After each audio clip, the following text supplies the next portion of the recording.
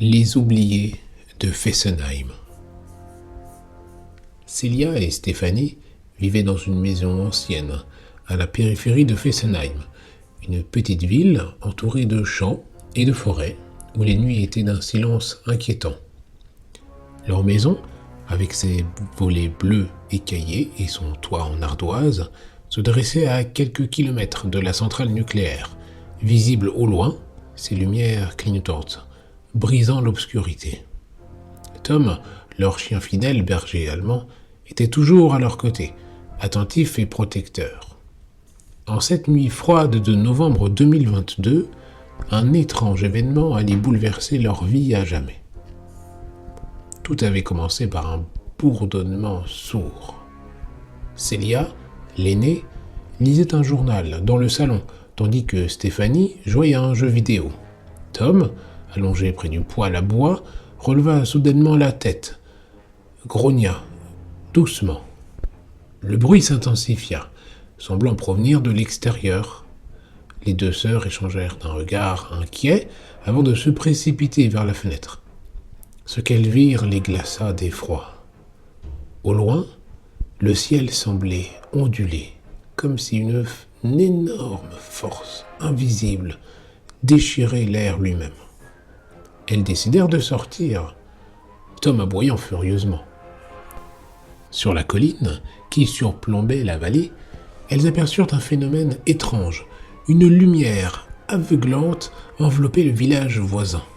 En quelques minutes, les maisons, les rues et même les arbres semblaient se dissoudre dans une brume épaisse, aspirée vers le ciel.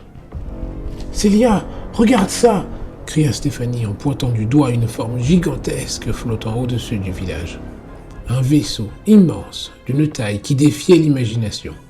Sa surface semblait vivante, se tordant et se transformant constamment comme un être organique. Les deux sœurs restèrent figées, incapables de détourner le regard.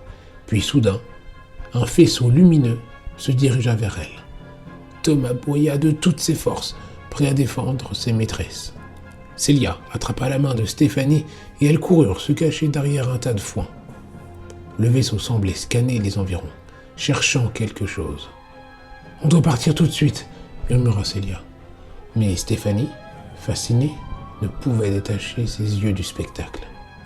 Le vaisseau émettait des sons étranges, des pulsations rythmiques, mêlées à des grincements métalliques. Célia, qui avait toujours été passionnée par les théories du complot, comprit que ce qu'elle voyait n'avait rien d'un phénomène naturel. Depuis des années, des rumeurs circulaient dans la région, des disparitions inexpliquées, des lumières étranges autour de la centrale nucléaire et des témoignages de bruits bizarres la nuit.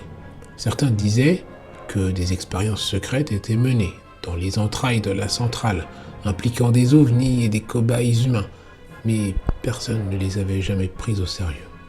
Elles retournèrent chez elles, tremblantes, et verrouillèrent toutes les portes. Mais le bourdonnement ne s'arrêtait pas. Au contraire, il semblait se rapprocher. Célia tenta de joindre les autorités, mais son téléphone ne captait aucun réseau. La télévision diffusait un écran neigeux, et même la radio ne fonctionnait plus. « On est seuls » murmura Stéphanie, les larmes aux yeux. Alors qu'elle tentait de se calmer, un violent tremblement secoua la maison. Les meubles basculèrent, les vitres éclatèrent, et une lumière envahit la pièce. Célia hurla, tentant de protéger sa sœur et Tom. Une voix froide et mécanique résonna, semblant provenir de nulle part et de partout à la fois. Sujet détecté, extraction imminente. Le sol se déroba sous leurs pieds.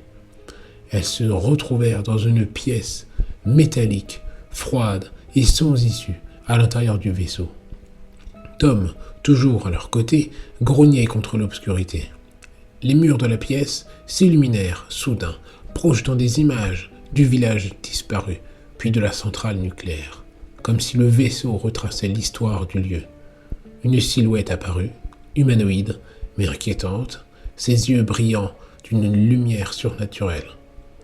Elle parla dans une langue incompréhensible, mais les filles comprirent l'essentiel.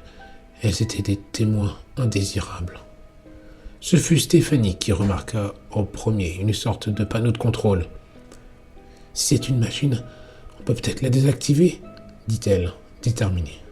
Mais avant qu'elle ne puisse agir, un liquide étrange commença à se répandre dans toute la pièce. Tom aboya frénétiquement, tentant de protéger ses maîtresses. Les filles sentaient leur force les abandonner. Tout devint flot, puis noir.